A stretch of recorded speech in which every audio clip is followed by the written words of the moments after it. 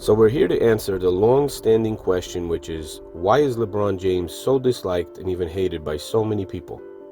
There is no short, straight answer to that question, and I don't think a short answer would explain the full reason for that dislike anyway. I'm going to try to go through a few of the main issues I think are generally driving the dislike for James, and in some situations even hate.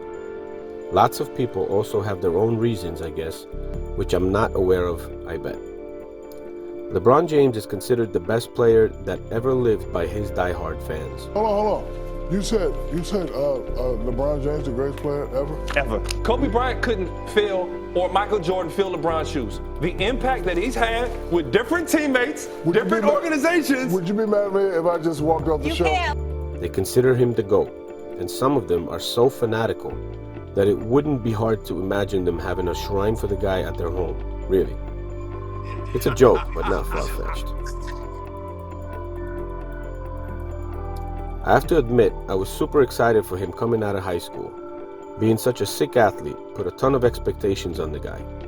I really enjoyed him playing, dunking over people, and I'm the kind of person, as many others are, especially in sports, that love the underdog. In Cleveland, James was almost every year an underdog. He was an underdog going against the Celtics as well as the Pistons. Unfortunately, there was always something that stopped him, and he wasn't able to win a title in Cleveland.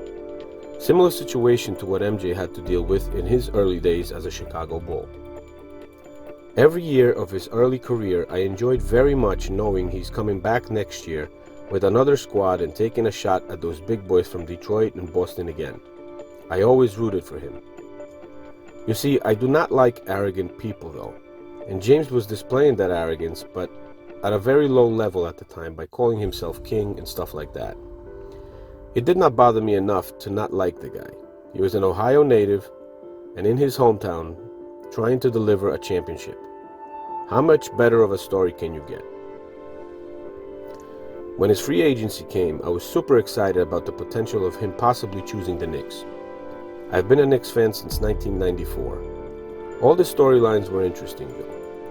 But also as an old school loyal fan, I appreciate a guy more for being loyal to his team and especially not quitting on his team, like Mike never quit on the Bulls, Kobe on the Lakers, Dirk on the Mavs, and so on. You get the picture.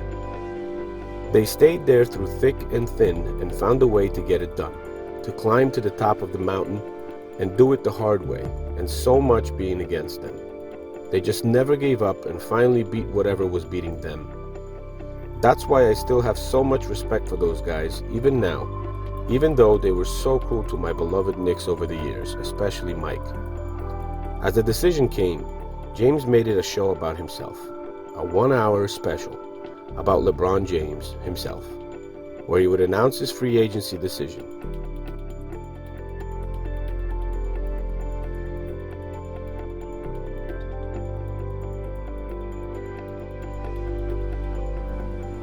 The answer to the question everybody wants to know. LeBron, what's your decision? In this fall, man, it's very tough. In this fall, I'm going to take my talents to South Beach and join the Miami Heat. Cavaliers team owner Dan Gilbert fired off a brutally bitter, angry email. Shocking act of disloyalty, heartless and callous act. What transpired was him quitting on his hometown team. Such a mega-star, self-proclaimed king threw in the towel and took the easy route and set up and coordinated his huge plan of joining with his friend Wade and Bosh in Miami. Kevin Garnett must have been right when he said the Celtics broke LeBron. You feel like you can break LeBron at this point? We broke LeBron. In Game 5. So get your ass out of here with that, all right? You understand how you got the Cleveland, how you got the Miami bill? I was so disappointed that arguably the top NBA star at the time took the easy way out to almost guarantee himself a title. That in itself, I think, is one of the main reasons for people to dislike James. Because of how the decision was handled and the decision that he made, millions of LeBron fans instantly turned to people that lost so much respect for him, they started to really dislike the man. The point of it all is to beat the competition, to be that king, not join them. That day, LeBron James started a trend of other top players with similar mentalities setting up plans to join together to win a ring. The ring-chasing era began, and we had LeBron to thank for it. The easy way to get a ring. In my mind, he tried to cheat his way to just getting a title on his resume because his king ego was starting to suffer and catch up to him. He couldn't take it. The decision destroyed it for me. It killed the respect I had for the man, and millions of fans felt the same. Millions of old school fans from the era of pure basketball loyalists, such as Mike, Kobe, Duncan, Dirk, and Olajuwon, among others, that stayed with their teams and won. Man, I personally appreciate men like Patrick Ewing more, in a sense, because he gave his blood, sweat, and tears to the Knicks, to that franchise, and even though he never won with New York, he never, ever quit on them. He never gave up and never just started thinking of a way to cheat the system, join his opponents and win some rings. Ewing competed with Mike, who was the Knicks' nemesis, lost multiple series, Olajuwon as well, but never ever had a thought of joining them. He wanted to beat them. He went to the finals twice, played only once in 1994, but even though he lost, I knew he wasn't going anywhere and that he would be right back there in New York uniform to go for it again. Just think about it. In the time of Magic, Bird, Isaiah, and MJ, did those guys try to join to win as many titles as they could? No. They wanted to go and beat the other guy, not join him to dilute the competition. After the decision came the infamous Miami welcome party at the arena. After those guys showed so much disrespect and arrogance by making a mockery of the whole situation in the league and insinuating that no one even has a chance for the next 5, 6, or even 7 years to win a title, it led me to dislike the man even more. Now, he wasn't just a disloyal quitter to me anymore. He was also showing signs of being more ignorant, arrogant, self-centered, and narcissistic.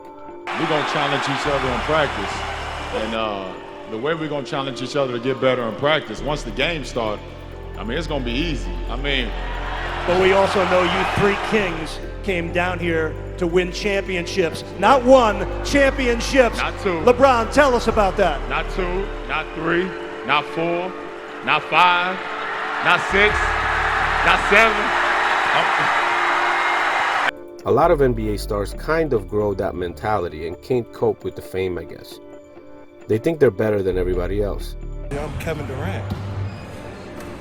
You know who I am. Y'all know who I am. That show was simply an attention-seeking diva convention that was completely uncalled for and had nothing to do with the sport. After losing to the Dallas Mavericks in the NBA Finals and averaging 17.8 points per game and 4 turnovers per game, James was outplayed by Jason Terry in that series, who averaged 18 points per game while playing 32 minutes per game compared to LeBron's 43.6. As we speak about the Dallas series, I might bring up another issue here, especially for old school fans. James gets compared to MJ a lot, and I mean a lot. Some say James is the GOAT, but the argument is laughable. Do you remember any, and I mean any, of the stars such as Larry Bird, MJ, Magic, and such get outplayed by pretty much a role player in the finals? James wasn't at the beginning of his career as well any longer. He was an 8-year vet. Come on, for LeBron to talk about himself as the greatest of all time after the Cavs series when he won the title against Golden State. That one right there made me the greatest player of all time. That's what I felt. That one right there made you the greatest player of all time. And having something like getting outplayed by Jason Terry in the NBA Finals on his resume, can you compare him to MJ? Looking at James talk about himself as the greatest ever makes him look ridiculous. Unfortunately, losing that matchup in the finals that year did not teach him any humility. Since then, after a few titles and many more finals losses, James has only grown more arrogant. Nah, I feel confident because I'm the best player in the world. That's simple. Just think about it. Did you ever see Magic, Bird, or especially MJ talking about themselves as the best basketball player that ever lived? Have they ever talked about themselves being the greatest of all time? No. As great as they were, they always honored others that came before them. Even Michael Jordan had humility in that regard, and he was even asked about being the best player ever. And this is what he said. I don't want it in a sense because I think it disrespects Will Chamberlain, Jerry West, all the guys that prior to me, I never had a chance to play against. What everybody's saying I am, I never had the chance to compete against other legends that was prior to me. When I hear it, I cringe a little bit because, it's a little bit embarrassing because no one knows. I never had the chance once again to play against those guys. Don't worry, this is not turning into a comparison between Mike and James all of a sudden. But Mike did things right and it had to do with basketball. To show someone in a certain way, you have to make comparisons to others in their field. As you can see, LeBron is an arrogant man, a self-centered narcissist who calls himself the king, the chosen one. Do you remember MJ making up names for himself? No. He was called Superman, Air Jordan, Black Jesus, and stuff like that. None of those were self-made and self-used. James literally tattooed his nicknames on his body.